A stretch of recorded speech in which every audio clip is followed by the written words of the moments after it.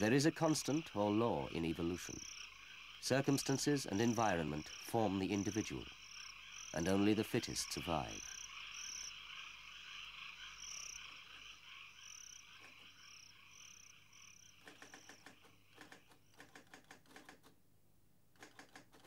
This is where it all began, in February 1975. A modest beginning to the largest industrial project ever undertaken in Sweden. Håkan Friesinger of Volvo Car Management is working into the night, trying to formulate arguments for an entirely new car. It will take almost 7 years until the first car is presented to the world in February 1982. But Håkan doesn't know that yet. First, he has to convince the board that an entirely new automobile concept is needed to carry Volvo through the 80s. It's a great leap 10 years into the future, where anything can happen.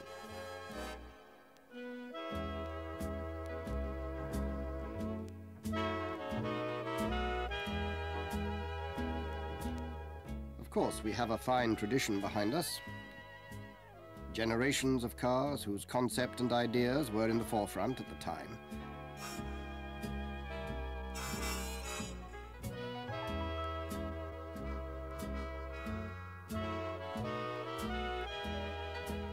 But now we need something new. We're almost starting from the beginning again.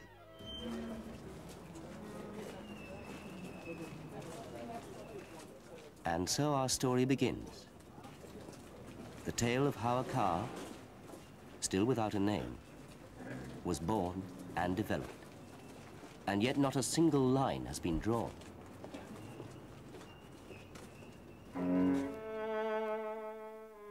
Waiting. Nothing more. And hoping, of course.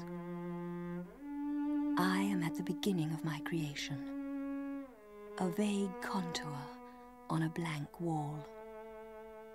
That's enough for the time being. We're on our way.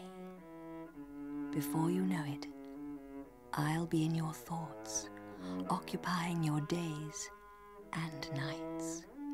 I'm on the way. The job of product planning is to determine the conditions for the car of tomorrow without paying any attention to Volvo's current production. Hans Gustafsson is named project leader and the work gets underway.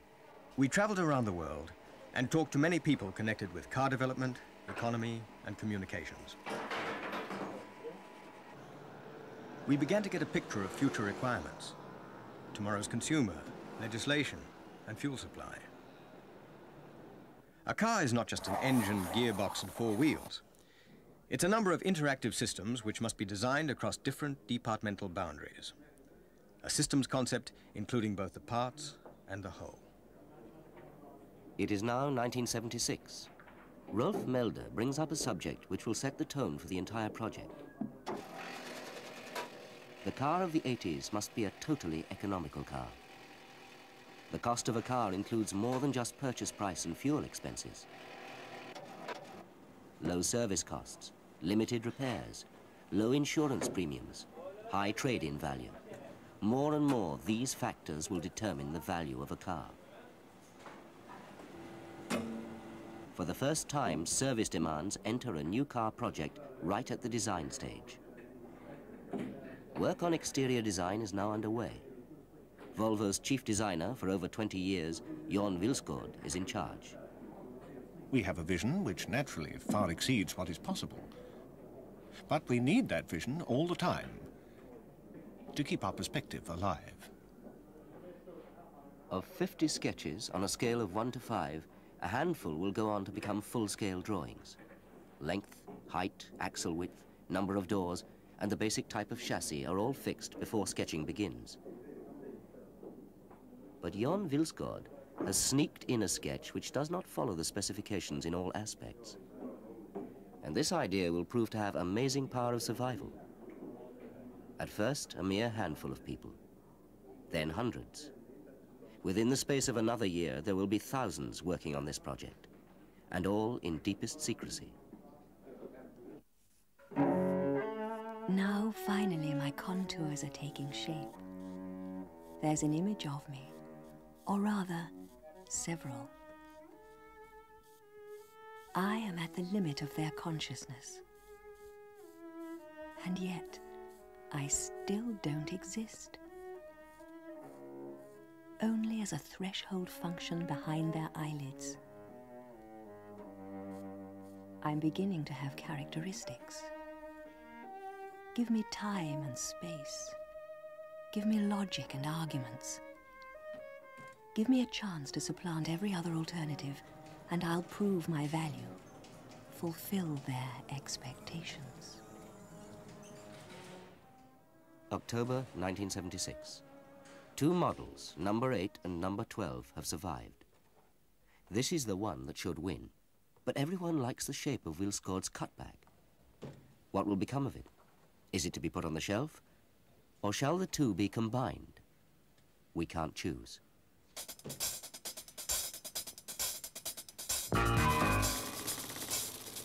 At the end of the year, the managing director of Volvo, Mr. Per Gyllenhammar, issues a warning. The private automobile market is showing signs of saturation. Market backlash will become more common. With reference to future competitiveness, we must aim for a degree of innovation far beyond Model 8. A working group is formed. All the know-how they need can be found within the company. The group is just going to start work.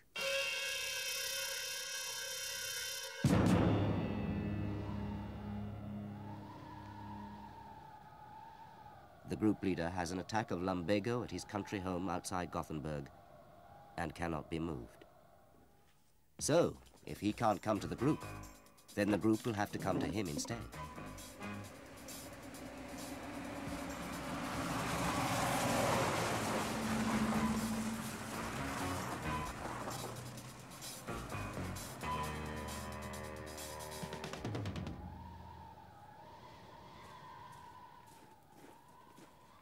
They work for 6 weeks in an empty barn, going through the project point by point.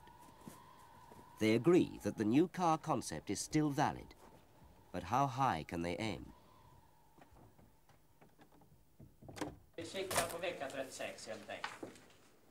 It is decided that the car will be a 5-seater sedan,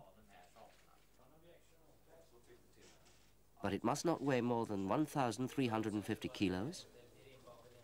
It will have rear-wheel drive, and the air resistance must not exceed 0.40. The rear axle will have constant tracking, but be suspended by a subframe to hold the noise level down. A comfortable car, of course, but the idea of comfort is extended to involve driver and passenger ergonomics. Service must be easy. Plug-in parts easy to reach and easy to replace.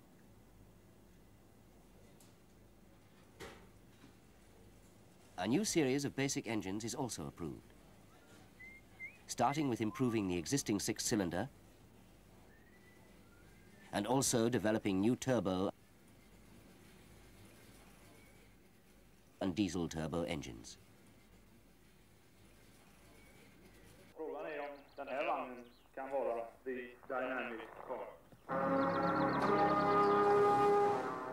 Model 12 is shown for the last time. The lining from the front to the rear wheels is carried over to Model 8. The cutback continues as an idea project for future development.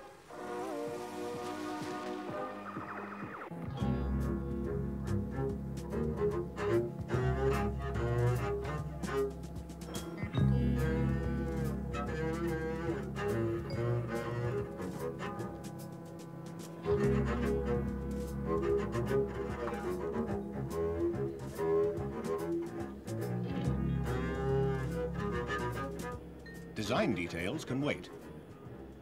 We can use the rest of this year to finalize those. Production engineers, systems engineers, and consumers must also have a say. This is probably the most exciting stage. Naturally, it would be best if we had only one line to follow, but every solution provides a series of alternatives, which must be balanced with the alternatives from other solutions. It's a gigantic jigsaw puzzle in logic. Sometimes it gets out of hand, and we don't really know what happened. But in the middle of it all, we have a motto.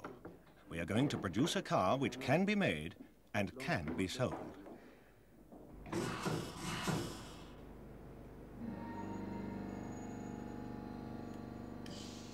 The first full-scale wind tunnel tests in England are now finished. They agree with our own scale model tests at home in Gothenburg.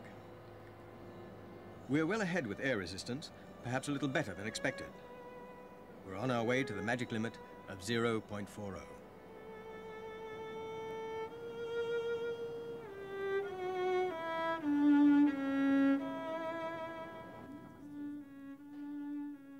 For a final check of our ideas and the car's design, it is now tested in product clinics in the United States and Western Germany. Potential customers are specially invited to comment on the cars. None of them knows where the cars come from. We got a unanimous response. It was the right model. And the ideas behind it were revealed in the design. A car for discriminating people. Sporty, technically advanced, and safe. Those were some of the key words. But there were some criticisms too. The windscreen had too much of a slope, so it was later changed.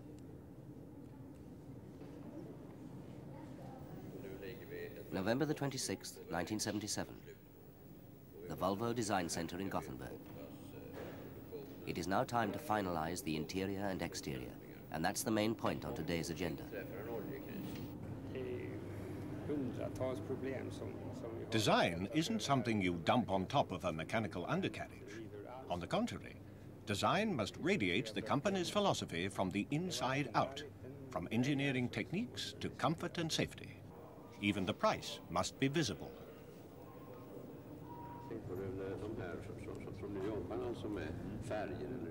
That's settled. That's the way it will be. The design and dimensions of the car are approved. Everything that's visible outside and inside the car is settled. Soon, a new Volvo will be on the road.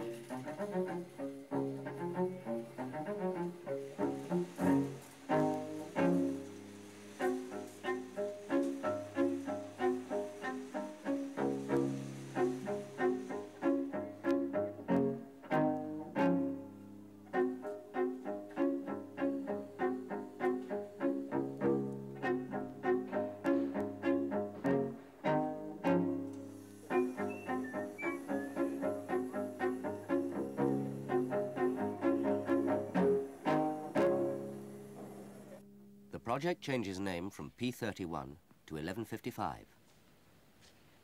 The inside of the car is slowly taking form.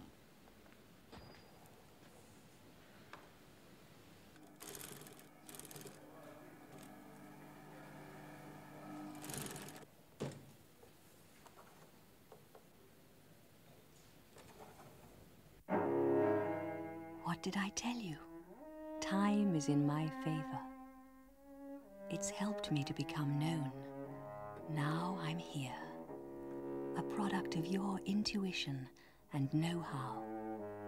I'm the one you imagined and hoped for, the car you drew and designed. I'm the strongest alternative. And now that I'm here, you know you were right. January 1978. The first prototype ready to drive. But there are still 3.5 years to go before series production.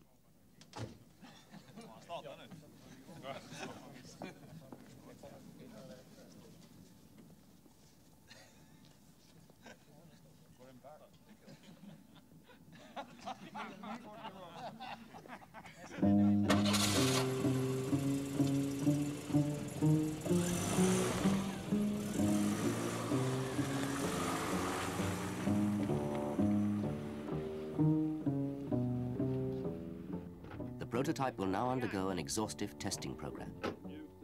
But first, Volvo management will have a look at the car. Questions are asked. Earlier misgivings are upheld. There's still a lot of work to do on the interior. But by and large, everyone seems satisfied. Det är också fullkomligt fantasilöst. Ja, här måste ju vara ordentliga uppläggsgrejer och sånt. I värsta fall får man resa upp lite. The interior is the last thing to get its final design. Here, color and material are of decisive importance for the impression people will have of the car. Choices are planned and coordinated down to the tiniest detail. A timeless quality, which will last the lifetime of the car. It took time, but it has to take time. You need time to get used to it, to see the car in different environments and in different colors. There must be a little resistance to it, otherwise it feels wrong somehow. Den blev för ljus och för lik en vit, va?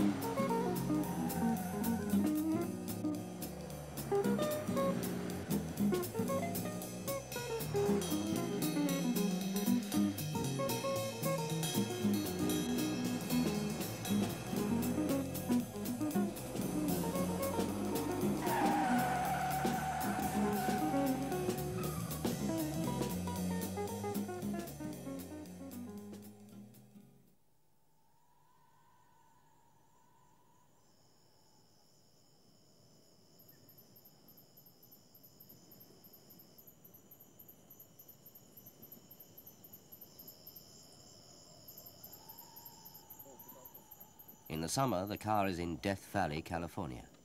The temperature is up around 50 degrees Celsius, 122 degrees Fahrenheit. The main thing here is to test the climate unit, but also how fabrics, materials, gasoline and other liquids react to extreme heat.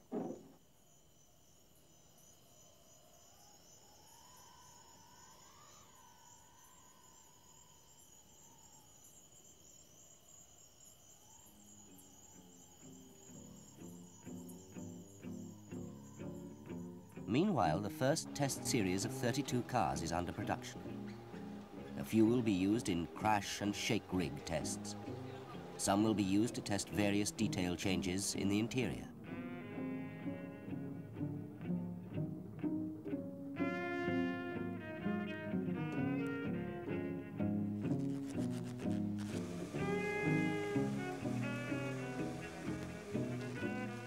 Now it's time to start preparations for marketing. The first pictures of the new car are taken, but still it's top secret.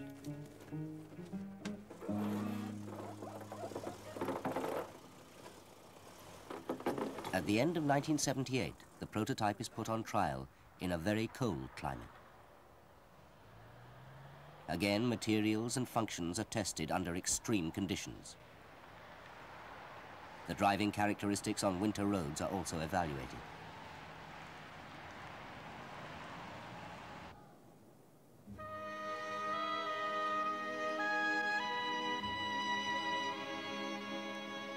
The car has new trials in Death Valley, the German Autobahn, Australia, and the Italian Alps. Mile after mile is eaten up in function trials, giving more and more experience.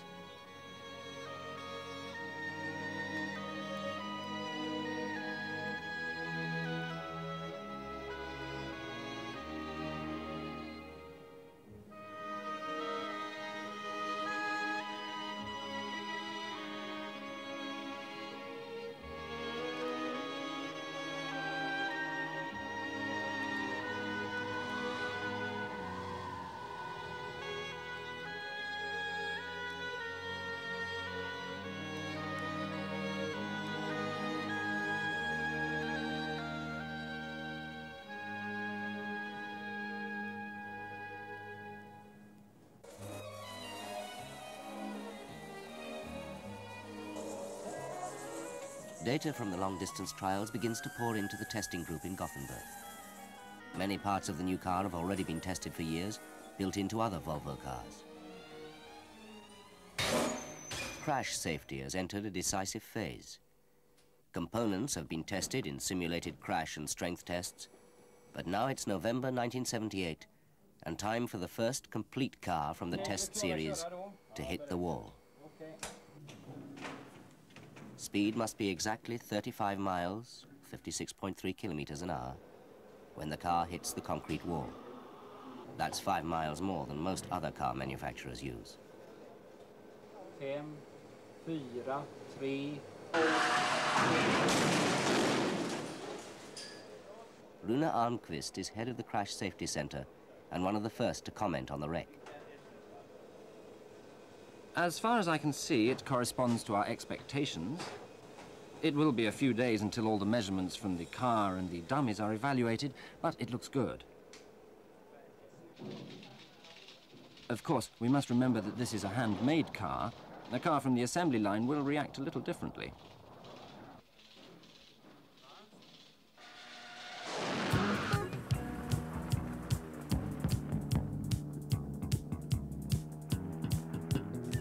Dynamic safety. This was a basic philosophy behind the new Volvo and one of the major prerequisites right from the start.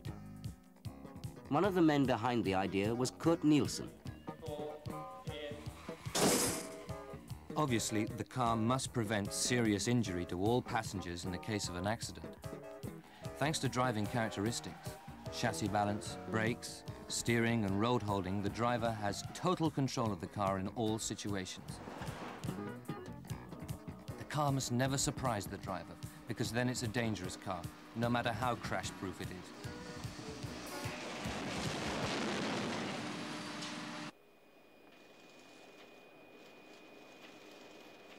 It's a well-balanced car. That means it steers well, even in a heavy crosswind. The rear axle, with its subframe, is the best combination of road holding and driving pleasure that I've seen.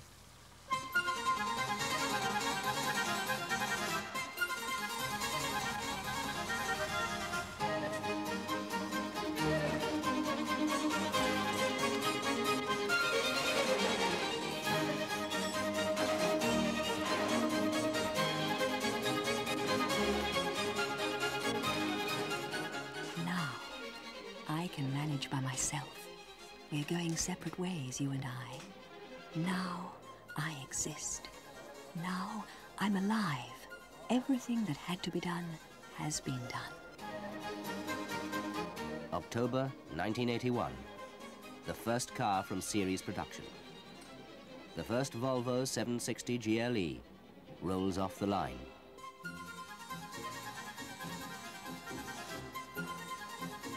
A little nervous, perhaps. There are 4 months to go before the car is introduced, but I'm convinced this is the best car we can make. Perhaps the best car that can be made at all, if you take into account everything we can do, want to do, and hope for.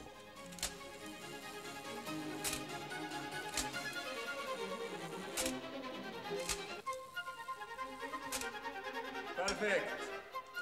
That's the way it is.